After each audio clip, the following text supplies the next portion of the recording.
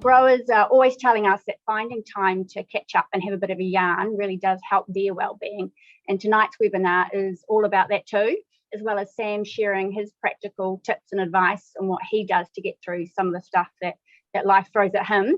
It's also a great opportunity to learn from each other, because essentially that's what FarmStrong's all about. We're sharing practical well-being advice and tips that growers and farmers have told us work for them on the farm or orchard, backed up by that science of well-being.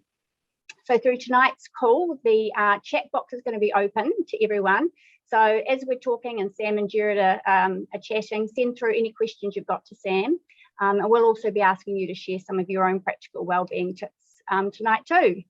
Now I'm just going to quickly hand over to Anthony Hayward, General Manager of Vegetables New Zealand, who's just going to say a few words before we kick into tonight's session. Thanks, Anthony.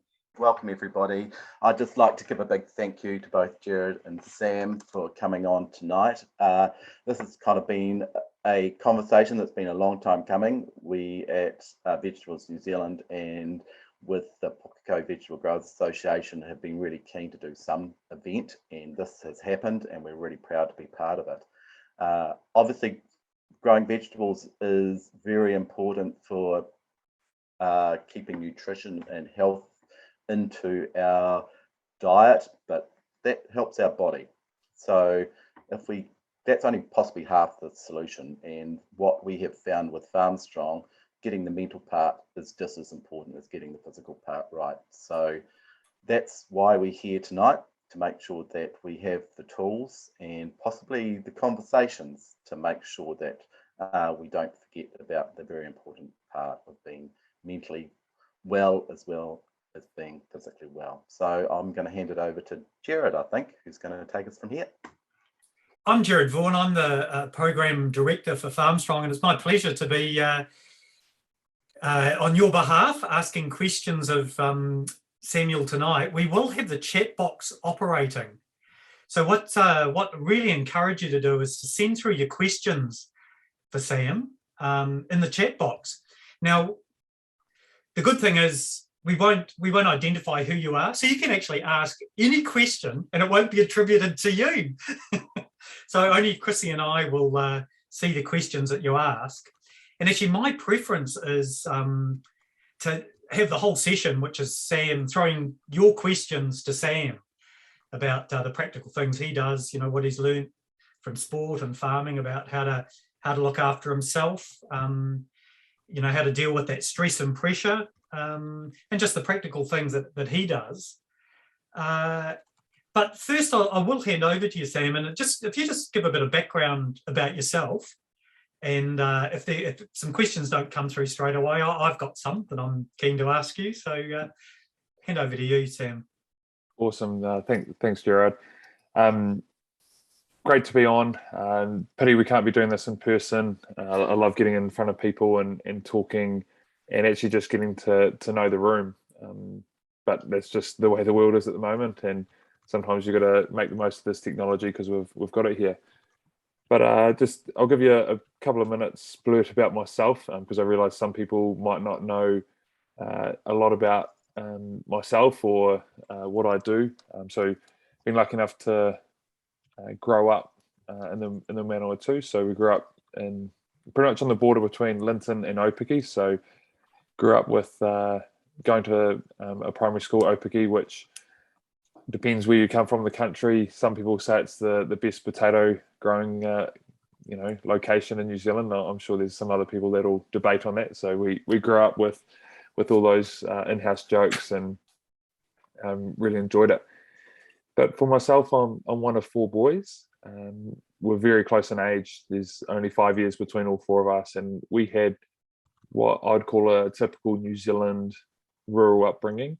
We were always told, right, get outside, you're creating a mess in the house, go and just entertain yourselves. And we had an awesome time growing up. We got to do some of those things that you probably weren't meant to do.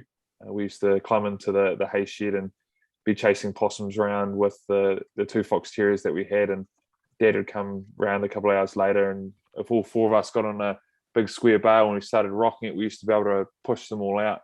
So Dad used to hate it. It'd be raining, but we'd be in the hay shed pushing out all these bales of hay to catch and kill a couple of possums to pluck them for our pocket money. But Dad would have to go get the tractor and stack it all away, and the hay was wet. So that only happened a few times. Then we worked out that you didn't have to roll them all the way out of the hay shed. You could wait a little bit till there's a bit of room and then just make a mess in the hay shed instead.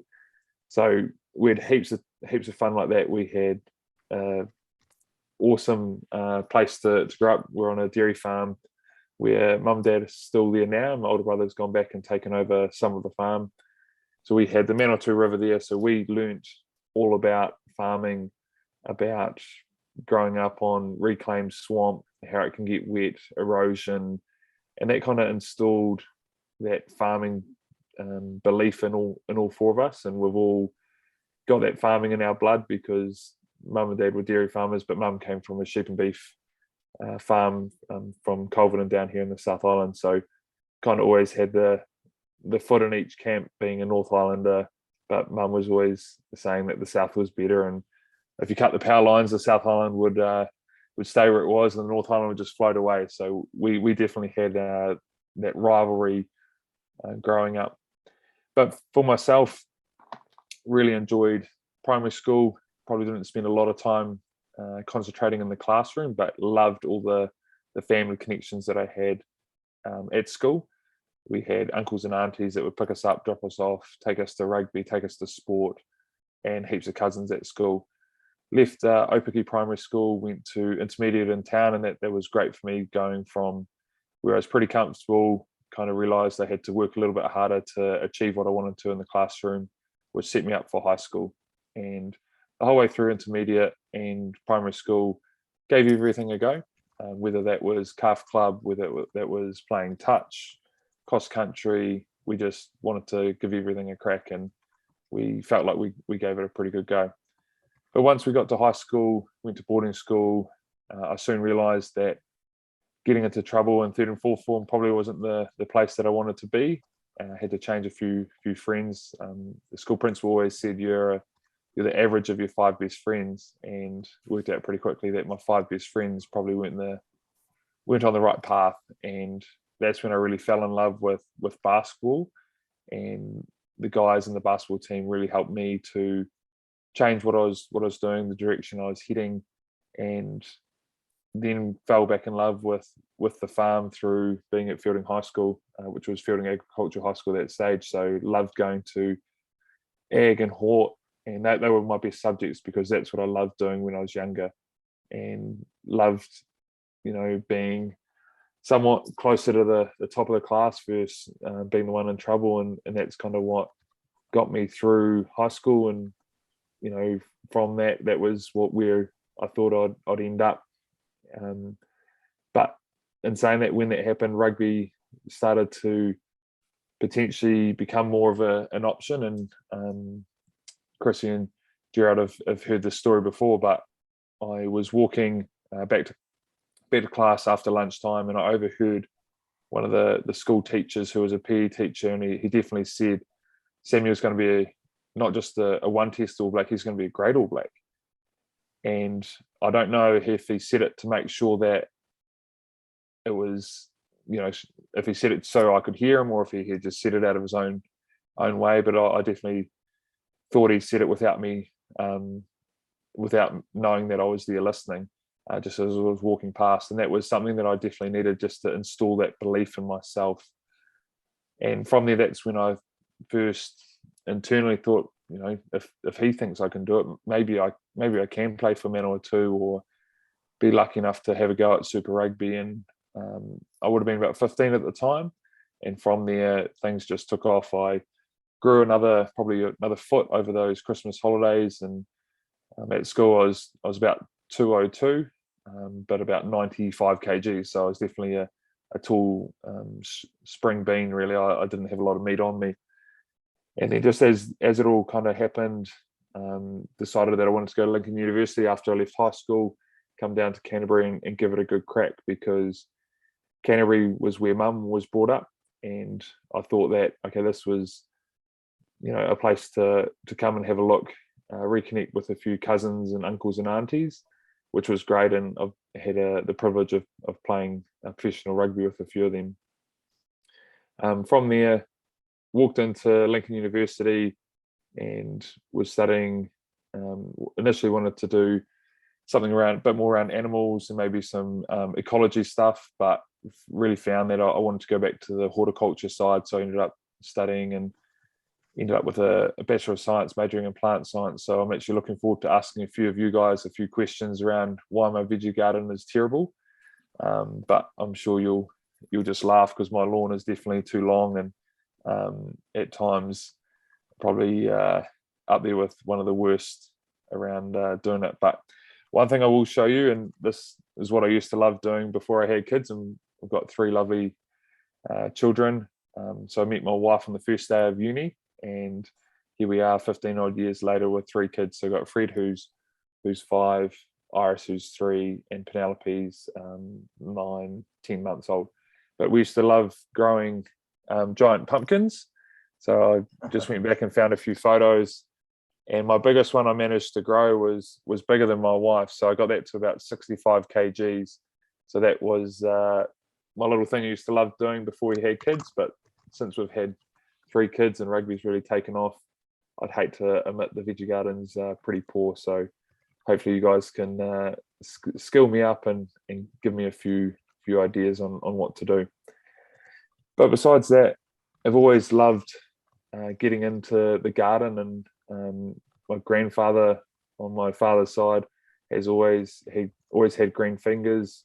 Mum's aunties and mum has always had green fingers too. So love getting into the garden, and that's one of the things that I definitely use to get away from the things that can stress me out, can potentially put me under a bit of pressure. So I love getting into the garden, whether it's just mowing the lawns, because I know it roughly takes me about 40 minutes, and that's enough time for me just to stop, think about what I need to, or actually getting into the garden and planting some new varieties of trees or flowers, whatever my wife's telling me to do.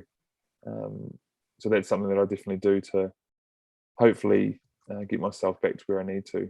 But it's pretty cool hearing you guys, I know the story with Farm Strong is pretty new to the vegetable growing world, but I just, before I open up to questions, I want to explain why myself I wanted to put my name and work with Farm Strong.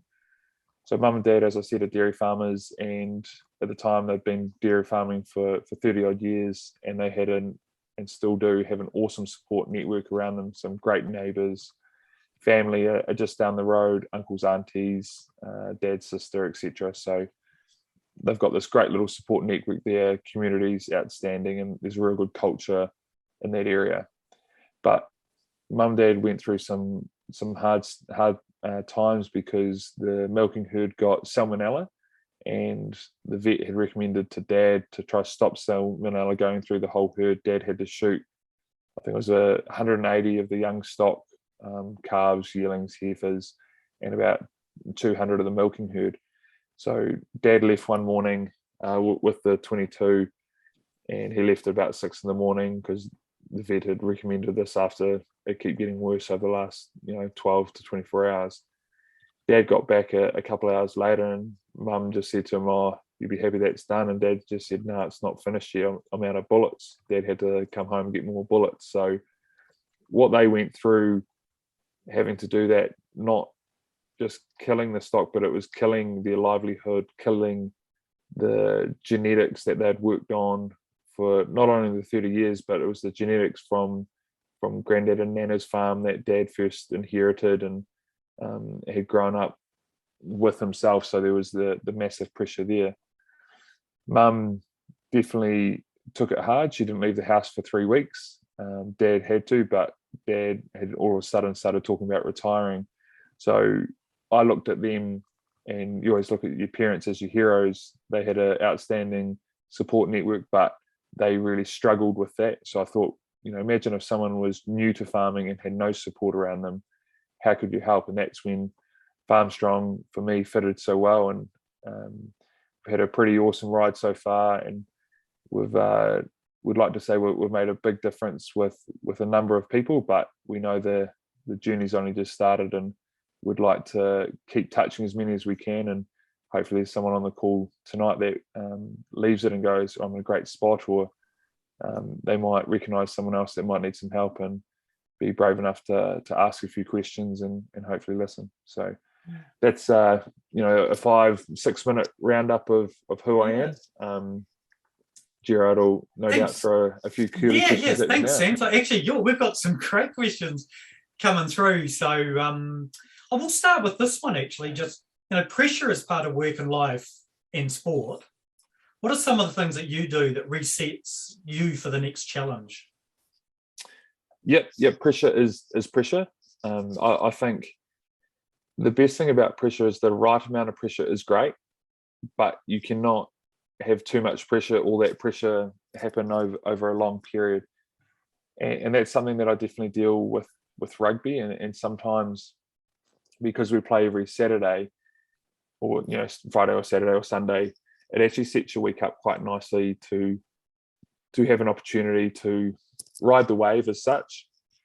Yeah, it's full on, it's intense, you play the game, but all of a sudden you might have an opportunity the next day to have an hour with my children or my wife, and that's something that definitely resets me. Kids are very, very humbling. You can be having the game of your life and you get home, and my son seems to do this all the time because he's just started ripper. He's like, "Dad, why didn't you score a try?" And you're like, "Well, I'd love to score a try, but I'm probably not the fastest guy out there, and I don't have fancy footwork, so it's not my job to score tries." But they definitely bring you back down to earth when you need to, but at the same time they also give you energy when things aren't going that well. And I see there's a question in there talking around losing in the World Cup to England, and it's something that still hurts me, and I see this person is put there, it's still affecting them, especially to England. And that's where you've got to go to those other things that fill your cup up, and kids are great for that. Talking about that incident especially, it's something that we can't, well, for myself personally and the team, we talked about it afterwards, was we can't let that one occasion or that one game define who you are or your rugby career, because at the same time you're still a husband, a son, a brother, all those things. So yes, it's part of your life, and it's a massive part of my life. I've spent so much time since I was 3 playing rugby, and I'm 33 now, so that's 30 odd years of trying to get better and evolve and grow. And it seems weird, but that was just kind of our upbringing. I remember, because I'm 3 of 4, the older 2 brothers were obviously bigger, stronger, faster, fitter. So they used to send us out on the run to the old bus stop, which was about 4 kilometres. So they'd know what your time was, and they'd be like, "Right, you go now. I'm going to start running 45 seconds after you." And you're going flat tack, and you get to a stage and you turn, and all of a sudden they turn just after you, and then you're going for it, and all of a sudden you get pipped on the line. Those things actually build your resilience. So we didn't know that as kids, but that's things that you turn to when on the biggest stage. For a rugby player, you lose at a semi-final. There are things that you can look at and go, okay, I can't let this define me. I can use this as a challenge to get better. You can take the positives out of it, and sometimes that's really hard to do. And don't get me wrong, it is hard when you're looking at some of those things. Yeah. So actually, I'll pick up on this other question because there's quite a bit in here, and I'm really keen to. So this person's talking about, look, they've been to some seminars on mental health, and what they've taken out a message is, look, you've got to get off the farm, just clear the buzz. But the question is, look, it's really hard to do when you're in a small family business, especially the veggie sector, and then especially if your passion is on the farm at home. So just sort of like you to just reflect on that around. I mean, is that a problem if your passion is on there but you're working all the time? If your passion was rugby, I mean, you guys don't train every day of the week because it would affect your performance, wouldn't it? So yeah, rugby is a funny one, and for me, one of my releases at the moment is having some land and hawk space. So I've going through like yard designs and all that stuff now. So for me, when I get home from rugby, that's something that I use to get away from from that. But in saying that, I've seen it at home. I've seen my brother do it. I've seen my parents doing it. You're sitting at home trying to get away from the farm. You look out the window and you see something, whether it's stock out, whether someone's working up the wrong paddock or whatever it is. Everyone deals with it. You go, I'll have that break later.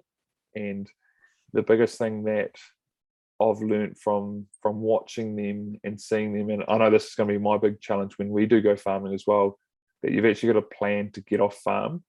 And I do this with rugby, and it was actually really nice. I did it last night with my wife. Is if there's goals and things you want to achieve, when you do achieve it, you've got to reward yourself. And it's not saying you need to go and spend heaps of money and do all this and do all that. But I know for myself, if I play really well for a couple of games in a row and achieve some of my on-field goals that I want to, I'll take my wife out for dinner. And it's something that you should do anyway, but it's actually really nice to get away from my kids. Don't get me wrong, I love my kids, but sometimes it's nice to let the babysitter put them to bed. We go out for dinner and actually talk about things that aren't rugby, the kids or the farm, and just actually spend time together. And I find whenever I do that, I normally have a really good week, because when I do turn around to do something that I'm really passionate about, I have more interest in it and I have a better focus on it, which sounds funny to be better at something, you need time away from it. But that's what I found with rugby. When I first started, when I was 21, 22, 23, I tried to live and breathe rugby 24 hours a day, 7 days a week. Did I play better because of it? Probably not, no. What it actually meant is my game, and everyone has a different opinion, but I felt like I was going pretty good, and then all of a sudden I got to the stage where just fatigue hit in, I got injured, and then I actually realised I needed to sort it out, and then all of a sudden my game started to take off again. So I was actually working out when to get away, when to do something different. And when you're in an environment with 30 or 40 guys, 25 players, 10, 15 management, you can actually go to someone, right, let's go play cards, let's go play backgammon or whatever it is. But that's where it's different with farming, is it's harder to do those things. So hopefully I've answered your question, but for myself, it's actually planning it and working out when you're going to do it. So you have a little goal where you can potentially have a lull in some of the work, and going out for dinner is one of the ways that I do it. Yeah, and you're quite big on planning, aren't you? Saying that putting it in your diary and making it a commitment. Yeah, it's something that once I kind of have it written down, then I can adjust things around it to make sure that I do it. Where if I say, we'll do it next week turns into next week, or all of a sudden it's months' time and you don't do it. And it's not saying that you can't be flexible in your thinking, because if you get bogged down with a lot of work and things happen, and we're all feeling this at the moment with COVID and the war and getting things in and out of the country, you've got to be pretty flexible and pretty fluid. But at the same time, if it's in your diary, it's nice to have it there as a reminder that you've got to do it. Yeah. So I think again, just this question, because it's come up a few times where people are very passionate about what they do, and a lot of their identity, and you've already talked about that, there is risks having your whole identity tied up with one thing. But also, if you're putting all your time and energy into one thing, that maybe you're not noticing that you're not as fresh, or you're not maybe making quite a good decisions, like for you with rugby, when you said, you started to dip down a bit.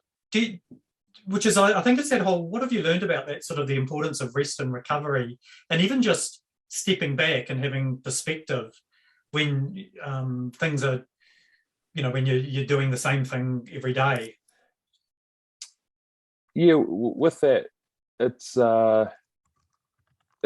great as a rugby player, because win, loss or draw, you normally have another game the next week, so you can gloss over some of those harder things, but also gloss over some of the things that you've done really well. And I've talked to a lot of senior rugby players that I've played a lot of rugby with. Conrad Smith was one. He used to say, I didn't enjoy the good moments. It was always, right, next moment, let's get on, get ready for the next task, rather than actually sitting there. And that's not saying you need to go drink 10 beers or anything, but you might have one beer and actually just relax and enjoy that moment with whatever you've just been successful in, whether it's playing a tough test match, whether it's scoring a good try, or actually just making someone else better because you've helped them grow throughout the week. All of a sudden that younger player is starting to fulfill some of their potential. And I think with that, I go back to my own personal career, and it's what I know well. And I think one of the best years I've had was 2017. But 2017 for me was a very busy and full-on year. We bought some land in the Hawke's Bay, which is where we're going to end up once rugby finishes. So we'll be there. It's a sheep and beef farm. I'd love to have a bit better understanding, and this is where my wife comes in because she studied viticulture and she's got a better understanding on soils and soil health and how to actually get better production, whether it's grass or growing a crop or whatever. But so that's where we're going. That actually really excites me. But 2017, so we bought that, had our first child. I was first named as the full-time captain for the Crusaders, captain the All Blacks for the first time. So that year was so full on, so busy. But what it did for me is it made me actually focus on what was important at that time, what was important right now. So when I walked out the door in the morning, I had to say goodbye to Fred and Hannah. And I knew I was at rugby, so I need to be at rugby. I don't have time to not be there and worry about everything else. And yeah, I was busy and under pressure, but I think it was the right amount of pressure for me in my career. I was at a stage where I needed a new challenge, and that role of being captain was what I needed.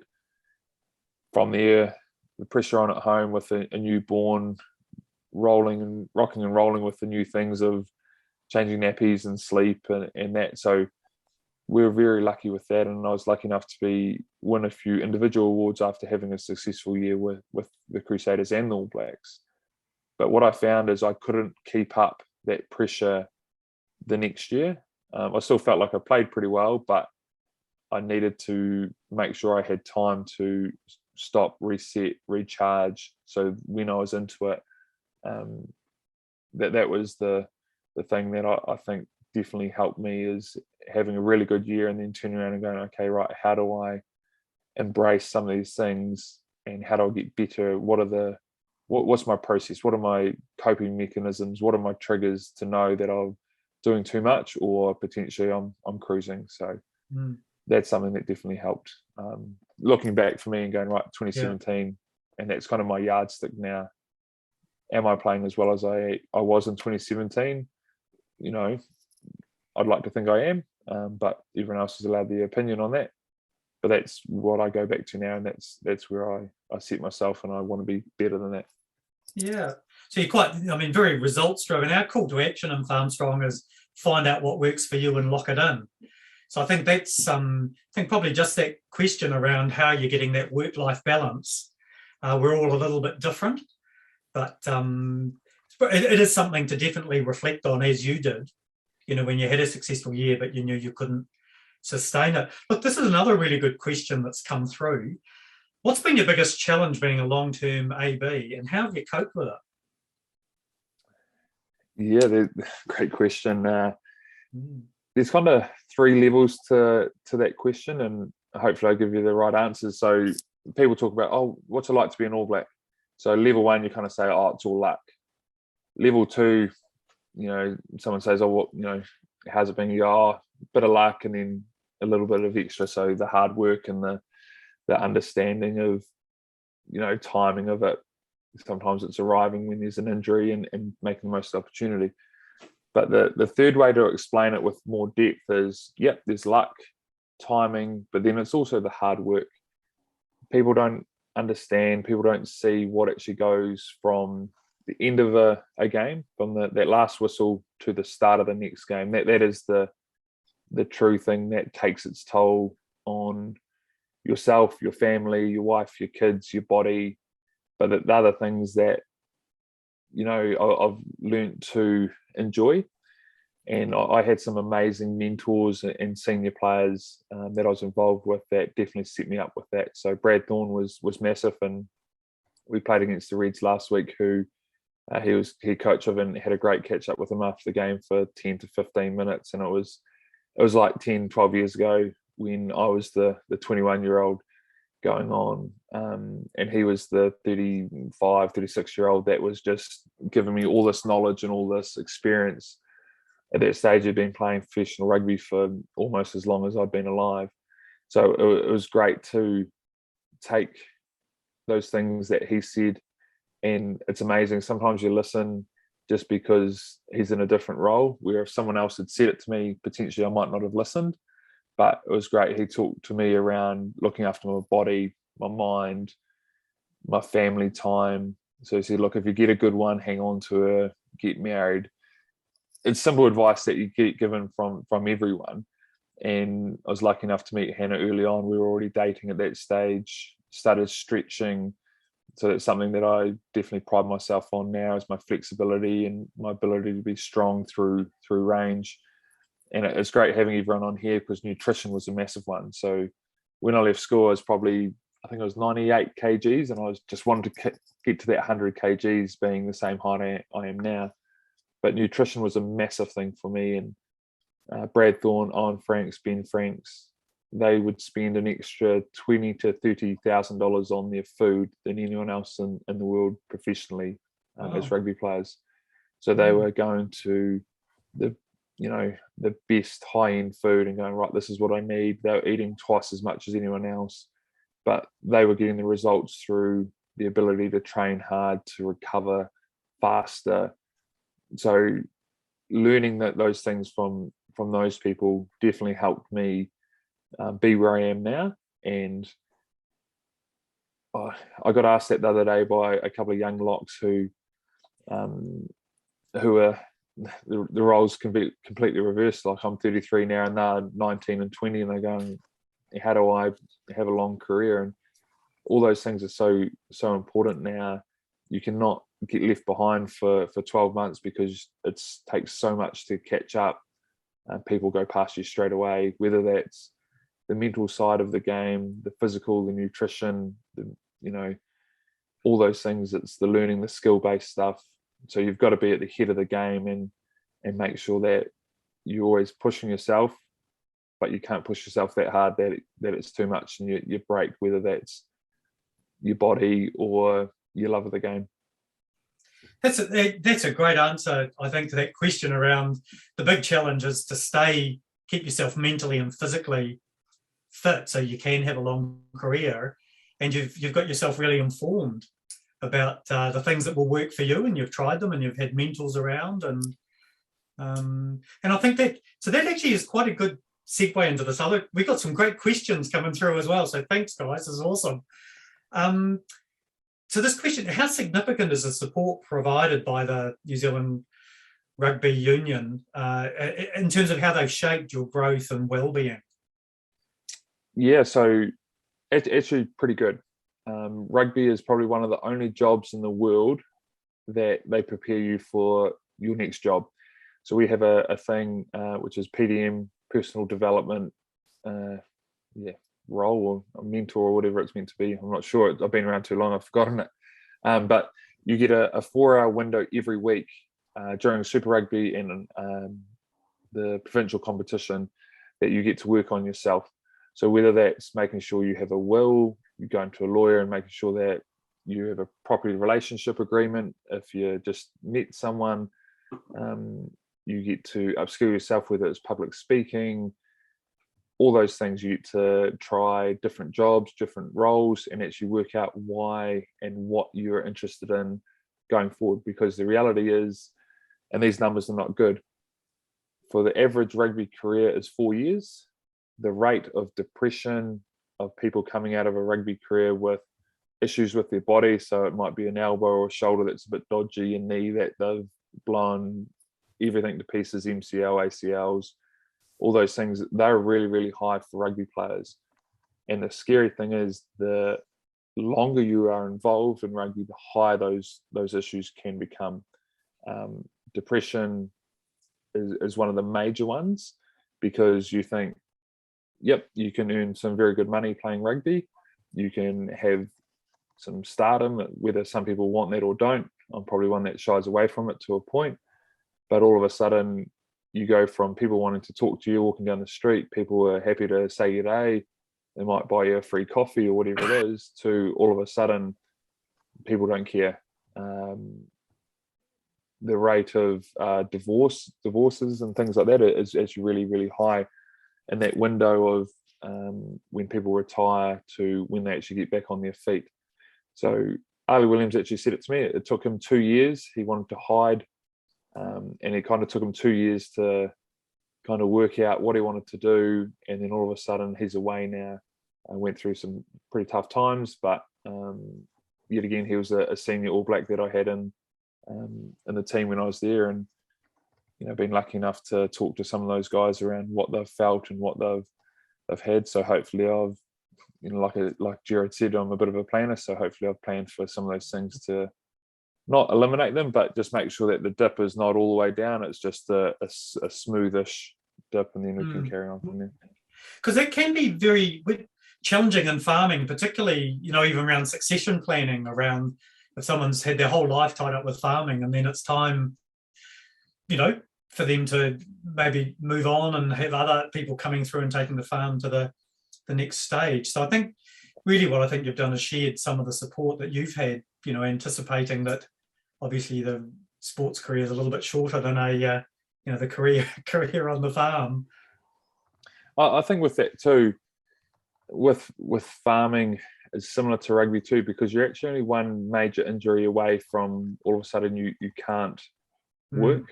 Whether that's rugby, you blow something to pieces completely, then your career's done right then and there. And yes, there's things in place to try and mitigate that, and we have some outstanding physios and doctors and specialists that we can tap into. But the reality is you can go from running around being fit and healthy to all of a sudden you're lying on your back in a bed and you've just had surgery on something, and I've just had it on my finger, broke that, and then turned around and I broke my thumb because the finger was getting in the way and decided to thumb on someone's knee. So it just happens, in the space of 10 weeks, broken 2 bones, and frustrating, can't operate the way I want to, and that's the way with farming as well. If someone gets a sore back, it can stop you and can influence the way you want to operate on your farm. And I think with that too, it's actually being proactive around it. So a lot of our stuff in the gym is prehab, so doing things before injuries happen, so you're actually strong to and Brad Thorne used to say it, look, build an engine, build all these shields up, big strong body, so then if you do have big contacts you can deal with it, versus rehab going, look, you've blown something to pieces, we'll get us back to as good as we can, but it's not going to be at 100%. It might be at 80%, then you have issues for the rest of your career, and then potentially after hanging up the boots. Actually, this is another great question. How do you manage the outside noise, criticism? As a veggie growers, we're under constant pressure to defend a position, whether it's climate change, nitrogen, that just moved, nitrogen, all great media sound bites.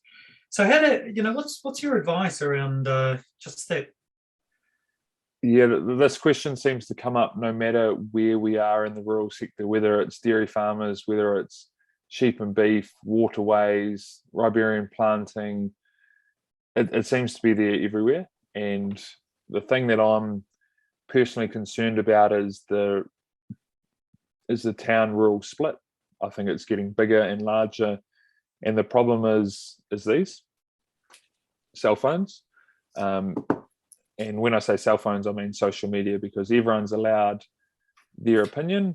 And what I do for myself is, and this probably goes back to university, is actually work out where and what the right information is. Is this someone's opinion piece? And this is what I have to do with rugby all the time.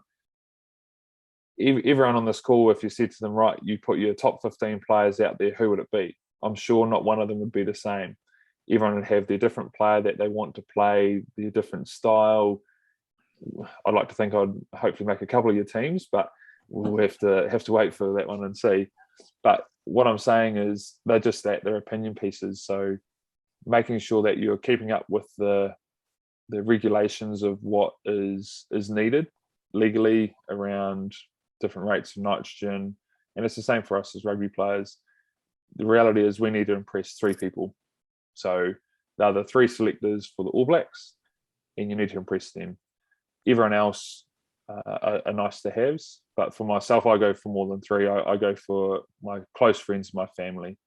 And if I'm going out there and I have a good work ethic and I've got good effort out there, that's as good as I can give. If that's not enough for some people, that's easy. That's fine. I won't go and read the media because of that.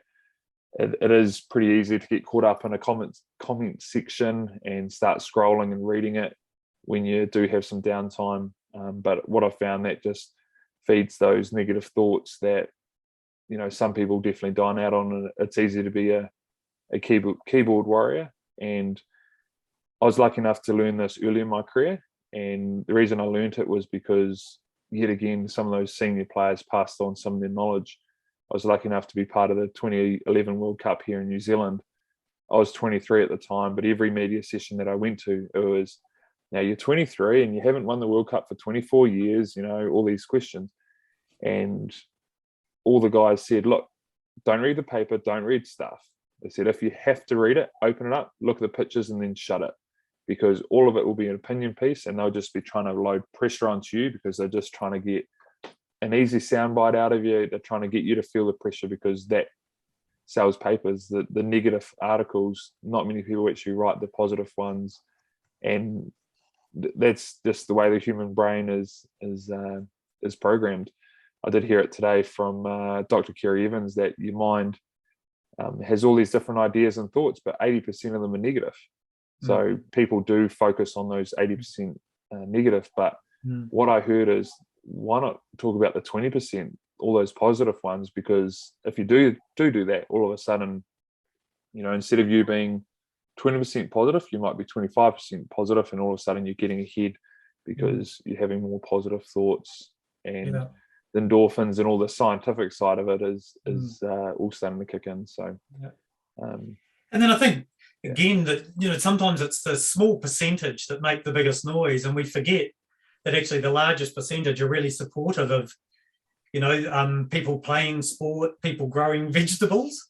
But, you know, we don't often hear from them, and we forget that, you know, sometimes a headline is it's a minority view. Yeah, it's exactly right. And the way I had my sister-in-law, who's an ex-primary school teacher, she said, look, there's 30 kids in the class, but the 2 naughtiest normally get, you know, 90% or 80% of the attention. So what they're doing now is actually going, okay, I'm not going to spend my time with you. You 2 can go see the principal and let the principal deal with them. I'm going to spend time with the other 28 or 29 kids that are there. So it's a squeaky wheel gets the attention. But that's the sad thing. Very rarely you see the people that are doing it well, doing it right, and actually doing everything better than they have to.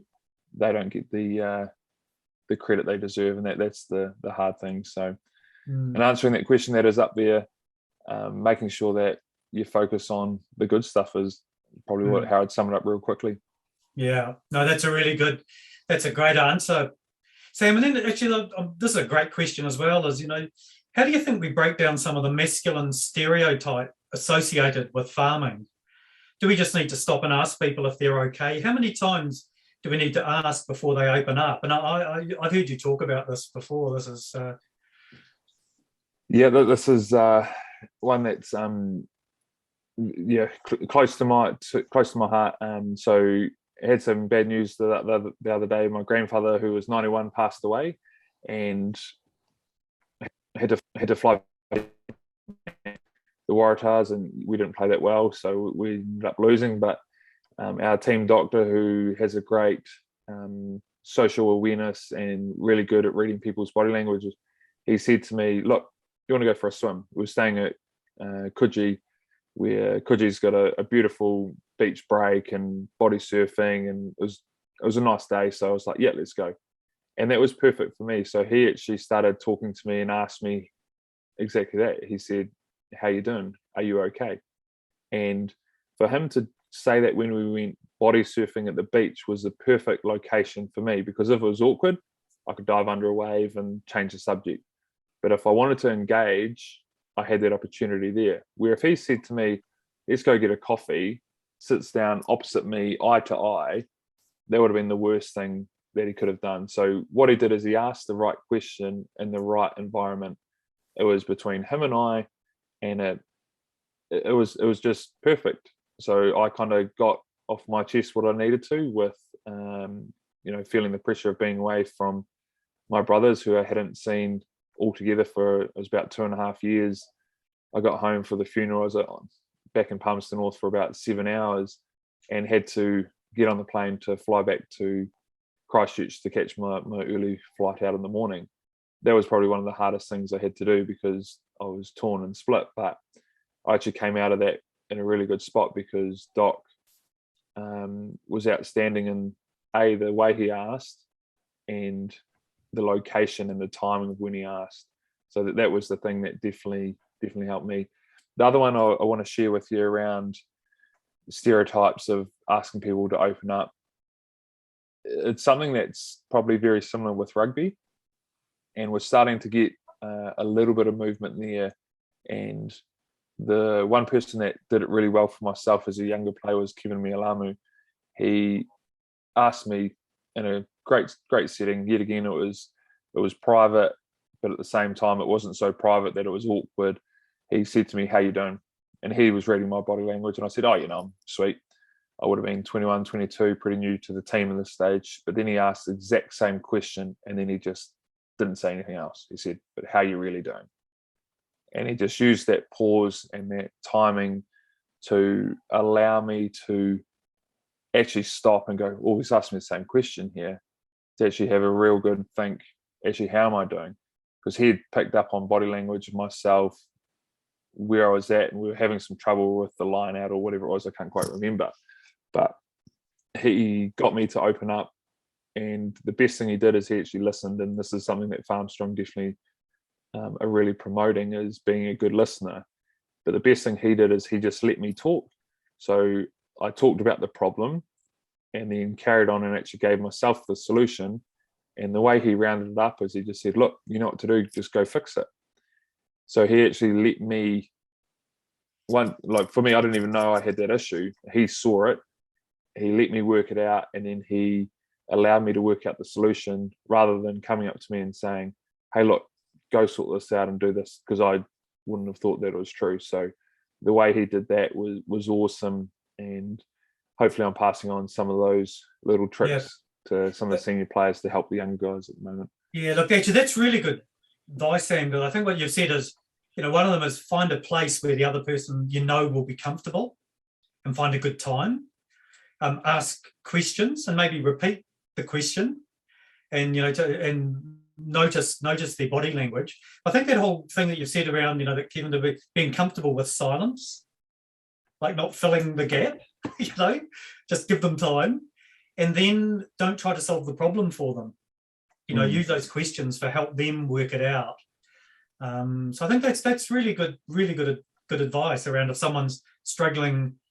You're seeing someone is struggling. Those are pretty good. And as you say, we've got a UMAT Let's Natter. We're doing a promotion about and promoting, just good listening skills that are on the website if anyone wants to just review those as well. And it's a skill we can all learn and get better at, isn't it? Yeah, big time. And something that kind of the flow on from that. So that happened early on in my career, and I always have remembered it. And the more I've kind of hung around rugby, I've seen some pretty cool occasions when that's worked. But then the other one is actually getting the right person to ask the questions. And sometimes, whether it's in a family business, a parent asking, children that are working in the business, sometimes there's that natural barrier there that they're never going to break because of just the way it is actually getting the right person to ask the question. So sometimes it's actually going to a good family friend and going, "Look, XYZ's having some trouble. I can see it. He or she is not opening up. They're not allowing to break down that wall." It's actually getting that different person to do it. And I think with rugby, we see it all the time with the different cultures that we're lucky enough to be involved with.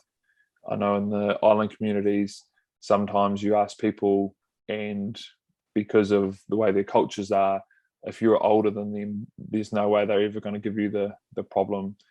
Where if you go to the right person, they'll directly give that problem, and they'll give you the solution too. So it's understanding what the right thing is for that person.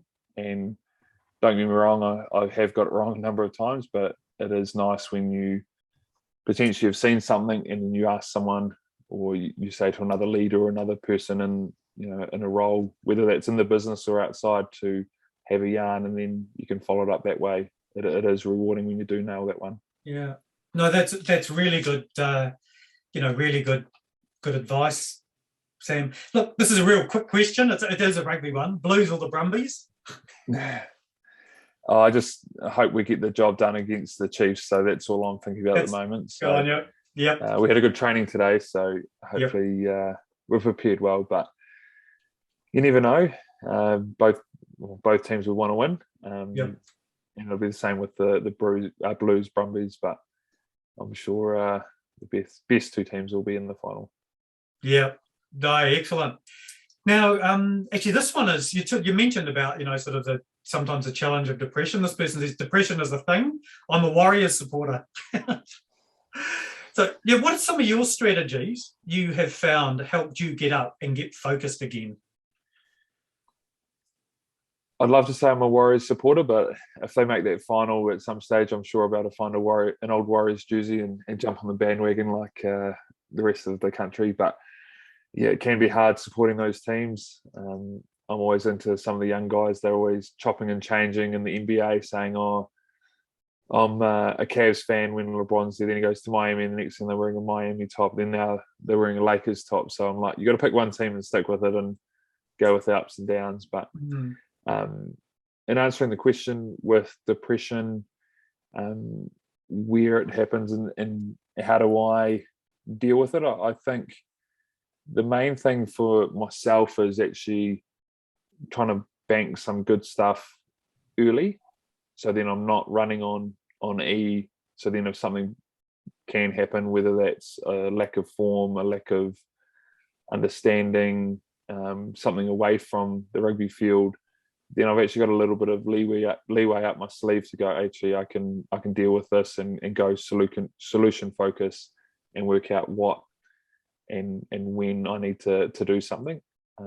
That's what works for me. And something that I do know is when I have an opportunity to get away, it definitely helps. So I love hunting and fishing and grew up trout fishing on the Manawatu River and catching possums and doing all those things. But now I love getting out, shooting deer, catching the odd pig here and there.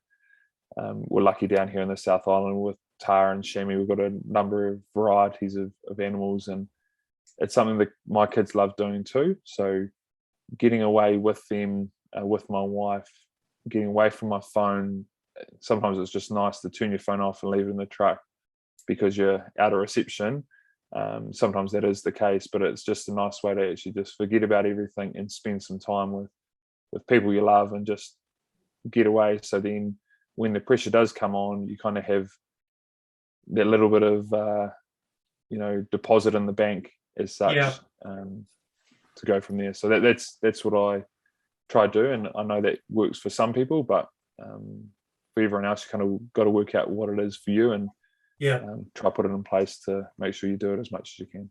Yeah, and we've got a really good video here on the website, Sam, just going through with Jeff Sparks, who's a farmer, just that whole wellbeing bank account thing, looking at your investments and withdrawals and just how you're making those investments. Someone's just asked about thinking strategies. We've also quite early on in Farmstrong, Tom Mulholland ran a whole lot of workshops and taught some thinking strategy skills. This particular one was around, twigging, he called it, where you ask 3 questions saying, is the thought true?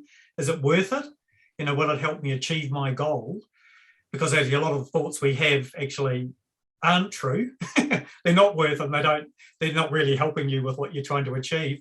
Do you have any thinking strategies that you go to when you're under the pump?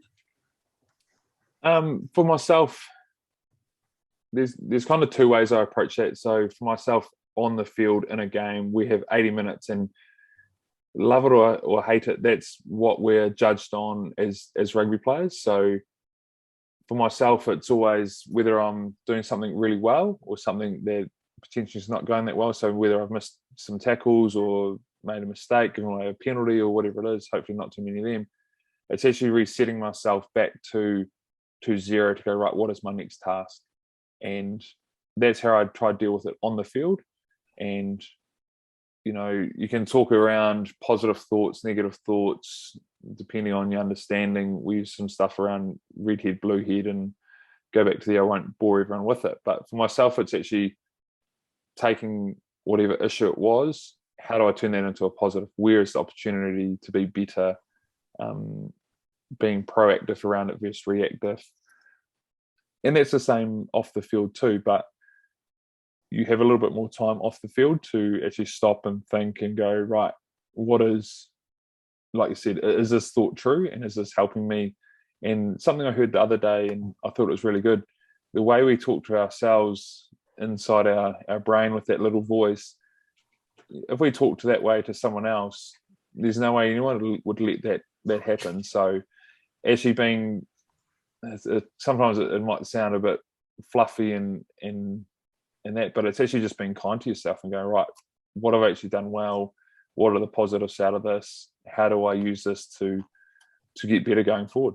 And whether that's pressure coming on through different weather events to go, okay, I've got this understanding, this is what happens in this paddock.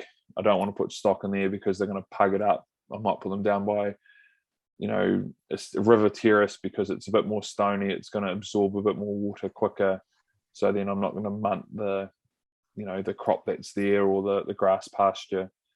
On the farming side of it, I'm not quite sure how you can relate that back to the vegetable side.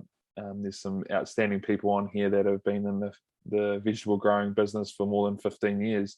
I'd love to actually hear what they say, or I challenge the younger people in this group to actually get alongside those guys and say, look, what are your answers? What are your solutions to these problems? Because they might have already been through it.